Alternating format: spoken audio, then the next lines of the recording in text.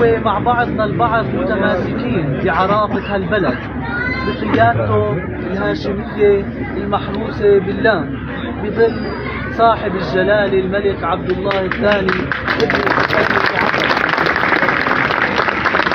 واليوم نحن جلالة الملك الموظف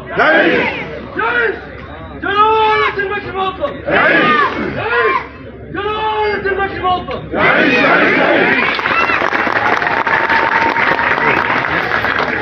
نحن في الصلب الأبية جوهرة الأردن المدينة المثالية بالمؤاخاة بالأخوة بالثبات والعزم بالصلب مصنع الرجالات. اليوم هالرجالات هاللي بيزينوا عائلاتها، هالرجالات هم أصبحوا قادة للوطن بقيادة هاشمية حكيمة. اليوم حبيت مع إخوة الكهنة مع أبناء الرعية مع الصلب جمعاء من مسيحيين وإسلام نحتفل بهالمكان التاريخي والعريق الشاهد على أصالة السلطة الأردنية من مكان الخضر اللي تبارك باسم الكنيسة، كنيسة القديس جيورجيوس المعروف ببلادنا بالخضر.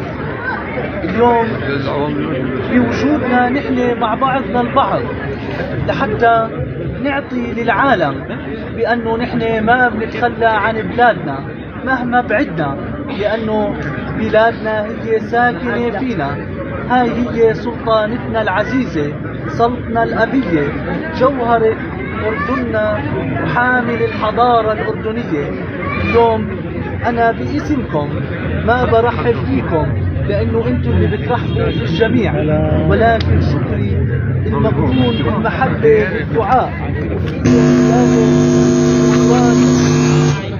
كريستوفوروس اللي من هون من هالمدينة اللي بيعشقها وبيحبها، اللي بنرفع لإله الصلوات والدعاء لربنا يحفظه سالم ويقيمه في السلامة ليرجع لخدمة الكنيسة والأردن هالوطن الذي أحب بكل أمانة وإخلاص بصحة وسلامة وعافية. أهلا وسهلا فيكم أبنائي. دائما السلطة بتفرح بلقياكم، هالسلطة بتكون عامرة في وجودكم. ترحيبي الأبوي مع إخوة الكهنة فيكم جميعا، لكم كل المحبة، كل سنة وأنتم سالمين.